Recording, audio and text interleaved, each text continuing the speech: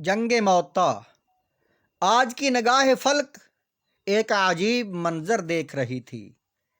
2 لاکھ کے ظالم اور متکبر دشمن کے مقابلے کے لیے 3,000 کا مختصر مٹھی بردستہ دین مصطفی کی خاطر رواں دواں تھا۔ ان کے ہر اٹھتے قدم پر وقت انگشت بدندان تھا۔ آخر یہ کون ہیں جنہیں اپنی جانوں کی پرواہ نہیں؟ نہ تو بہت زیادہ اسلحہ پاس ہے اور نہ ہی گھوڑوں اور سواریوں کی کثرت۔ اپنے گھروں سے 1,000 کلومیٹر سے بھی زیادہ فاصلے کی دوری پر جانوں کے نذرانے راہ خدا میں دینے کے لیے بے تاب چلتے جا رہے ہیں۔ آسماں کی آنکھیں بھی کھلی کی کھلی رہ گئی ہوں گی کہ غزوہ بدر میں 1,000 کے مقابلے 313 تو دیکھے تھے۔ غزوہ احد میں 3,000 کے مقابلے میں 700 تو دیکھے تھے۔ غزوہ خندق میں مدینہ طیبہ کے صرف 3,000 مجاہدین پر 10,000 کے لشکر کو حملہ آور ہوتے تو دیکھا تھا۔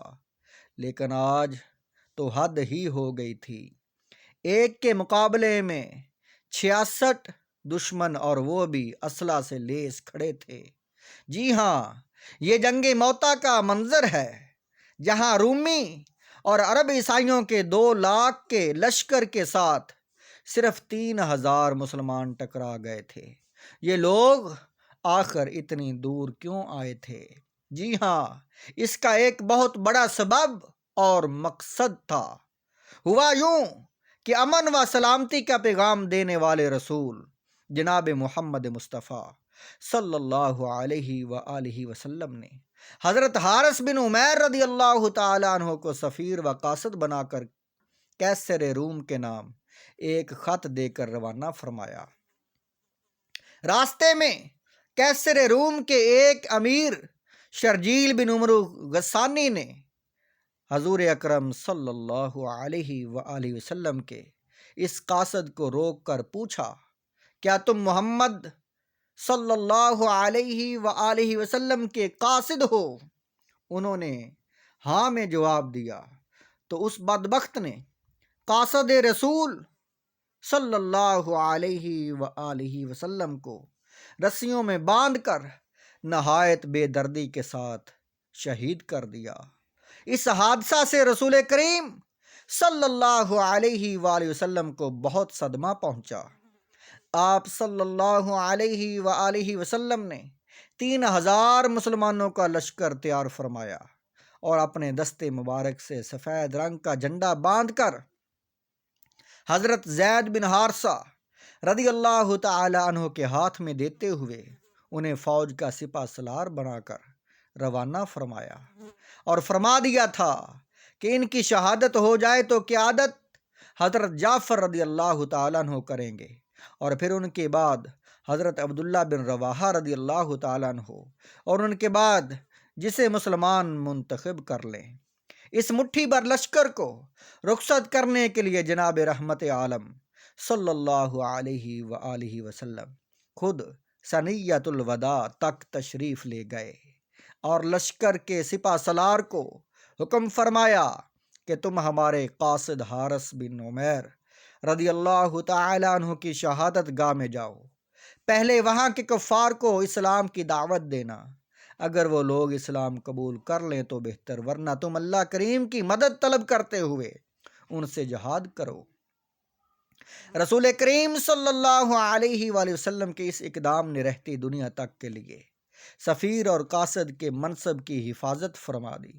اللہ کریم نے رسول مکرم صلی اللہ علیہ وآلہ وسلم کو ہر وصف میں کامل و اکمل بنایا۔ انہی اوصاف میں سے ایک نظام مصطفیٰ کو چلانا اور قوانین وضع کرنا بھی ہے۔ ایک سفیر کے شہید کیے جانے پر دنیا کی ظاہری سپر پاور کے ساتھ ٹکرانا اس بات کا درس دیتا تھا کہ بہادری اور دلیری تعداد سے نہیں، نظریات و عقائد اور قوانین سے ہوتی ہے۔ سپہ سالار رسول حضرت زید بن حارثہ رضی اللہ تعالیٰ عنہ نے لڑائی شروع ہونے سے پہلے کفار کو اسلام کی دعوت دی تو انہوں نے جارحانہ حملہ شروع کر دیا۔ یہ منظر دیکھ کر آپ رضی اللہ تعالیٰ عنہ گھوڑے سے اتر کر میدان جنگ میں کود پڑے۔ ان کو دیکھا دیکھی مسلمانوں نے بھی نہایت جوش و خروش کے ساتھ لڑنا شروع کر دیا۔ کافروں نے آپ رضی اللہ تعالیٰ عنہ پر نیزوں اور برچھوں کے برسات کر دی۔ یوں آپ رضی اللہ تعالیٰ عنہ جواں مردی سے لڑتے ہوئے شہید ہو گئے۔ حضرت زید بن حارثہ رضی اللہ تعالیٰ عنہ کی شہادت کے بعد حضرت جعفر طیار رضی اللہ تعالیٰ عنہ نے پرچم تھاما تو شیطان نے آپ کے دل میں موت سے نفرت اور زندہ رہنے کی محبت بڑھانے کی کوشش کی۔ آپ نے فرمایا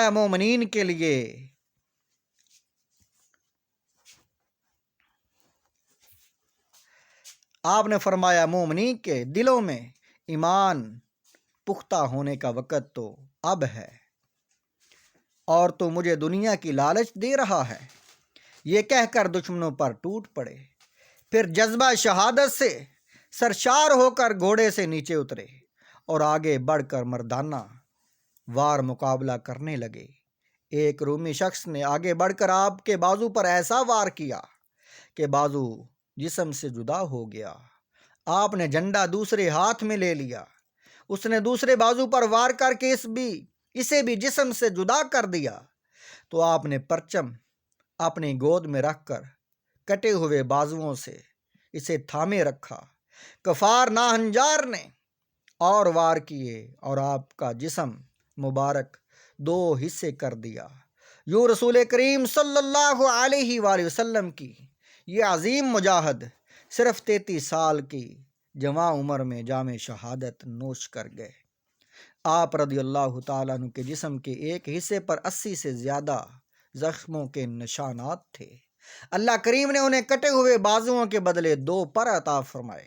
اسی وجہ سے آپ کو جعفر طیار بھی کہا جاتا ہے۔ حضرت جعفر طیار کی شہادت کے بعد بمطابق فرمان نبی کی عادت کا جھنڈا حضرت عبداللہ بن رواحہ رضی اللہ تعالیٰ عنہ نے سنبھالا۔ جنگ سے پہلے جب مسلمانوں کو کافروں کی اتنی زیادہ تعداد کا علم ہوا تو آپ نے فرمایا، اے لوگو، تم شہید ہونے کے لیے نکلے ہو۔ ہم دشمن کی کثرت اور طاقت دے کر جنگ نہیں کرتے، ہم اس دین کی خاطر لڑتے ہیں جس کے سبب اللہ پاک نے ہمیں عزت عطا فرمائی۔ اب 2 اچھی باتوں میں سے صرف ایک ہوگی، فتح یا شہادت۔ حضرت سیدنا جعفر رضی اللہ تعالیٰ عنہ کی شہادت ہو گئی تو مسلمانوں نے پکارا، یا عبداللہ بن رواحہ۔ اس وقت آپ لشکر کی دوسری جانب تھے اور 3 دن سے بھوکے تھے۔ اونٹ کے گوشت کا ایک ٹکڑا کھانے کے لیے ہاتھ میں پکڑا ہی تھا کہ حضرت سیدنا جعفر رضی اللہ تعالیٰ عنہ کی شہادت کا سن کر بے تاب ہو کر اسے چھوڑ دیا اور یہ کہتے ہوئے آگے بڑھ گئے، اے عبداللہ، جعفر شہید ہو گئے اور تیرے پاس ابھی تک دنیاوی شے ہے۔ فوراً پرچم سنبھالا، پرچم اسلام ہاتھ میں لیا اور لشکر کی کمان سنبھال کر بے جگری سے دشمنوں پر ٹوٹ پڑے۔ لڑتے لڑتے انگلی کٹ گئی تو فرمایا، ابھی صرف انگلی کٹی ہے اور کوئی بڑا کارنامہ نہیں ہوا۔ اے نفس آگے بڑھ ورنہ موت کا فیصلہ تجھے قتل کر ڈالے گا اور تجھے ضرور موت دی جائے گی۔ پھر انتہائی دلیری اور جاں بازی کے ساتھ لڑنے لگے۔ بلاخر زخموں سے نڈال ہو کر زمین پر گر پڑے اور جام شہادت نوش فرمایا۔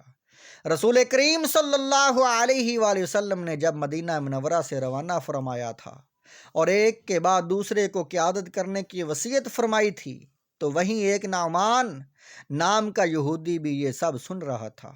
اس نے کہا، اے ابو القاسم، اگر آپ سچے نبی ہیں تو یہ تینوں ضرور شہید ہوں گے، کیونکہ نبی اسرائیل کے نبی بنی اسرائیل کے نبی جب یوں کسی کا نام لیتے تھے، اگر 100 افراد کا نام بھی لے دیتے تو وہ سب شہید ہو جاتے۔ چشم فلک نے دیکھا کہ رسول صادق و امین جناب سید المرسلین صلی اللہ تعالی علیہ وآلہ وسلم کی نبوت کی صداقت ایک یہودی کے کہنے سے بھی واضح ہو گئی، اور یہ تینوں عظیم سپہ سالار میدان موتہ میں شہید ہو گئے۔ تینوں معزز صحابہ کی شہادت کے بعد حضرت سیدنا ثابت ارقم رضی اللہ تعالیٰ عنہ نے جھنڈا اٹھا لیا اور مسلمانوں کو آواز دے کر فرمایا کہ اپنے میں سے کسی کو سپہ سالار چن لو۔ تو مسلمانوں نے فوراً حضرت خالد بن ولید کو چن لیا اور لشکر کی قیادت ان کے سپرد کر دی۔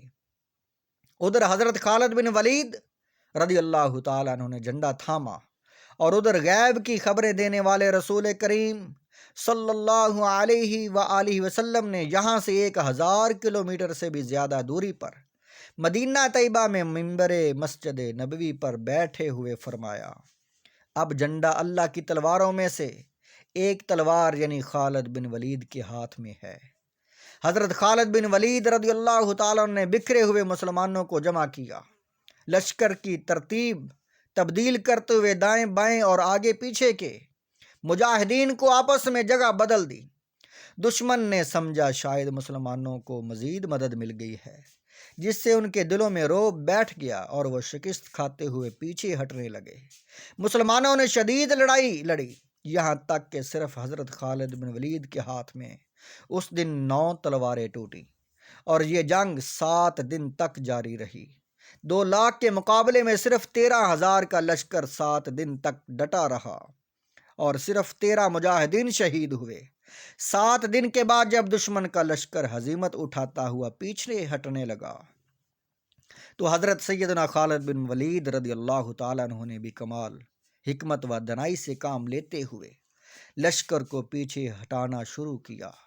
دشمن کی خود سے 66 گنا زیادہ تعداد کے ساتھ ٹکرانا، 7 دن تک ڈٹے رہنا، صرف 13 مجاہدین کا شہید ہونا، پھر دشمن لشکر کا پلٹ کر حملہ کرنے کی جرات نہ کر سکنا، اور حضرت خالد بن ولید کا اپنے لشکر و صحیح و سلامت مدینہ طیبہ لے آنا کسی واضح و بین و فتح و کامیابی سے کم نہیں۔ نیز اس فتح کے اعلان تو مدینہ کے سلطان صلی اللہ علیہ وآلہ وسلم نے جنگ کے حالات بتاتے ہوئے خود ہی فرما دیا تھا کہ اب جھنڈا اللہ کی تلواروں میں سے ایک تلوار نے پکڑ لیا ہے، یہاں تک کہ اللہ نے فتح عطا فرما دی۔ یہ واقعہ معجم کبیر جلد نمبر 13 اور حدیث نمبر 428 پر، سیرت ابن ہشام جلد نمبر 4 پر اور صفحہ نمبر 360 پر، دلائل نبوت للبہقی میں صفحہ نمبر 457 پر، سیرت حلبیہ میں جلد نمبر 3 اور صفحہ نمبر 96 پر، اور مواہب الدنیا میں جلد نمبر 1 صفحہ نمبر 301 پر یہ سارا واقعات موجود ہے، اور شرح ابو داؤد میں بھی یہ موجود ہے۔ چینل کو سبسکرائب کرنا، لائک کرنا اور شیئر کرنا مت بھولیں۔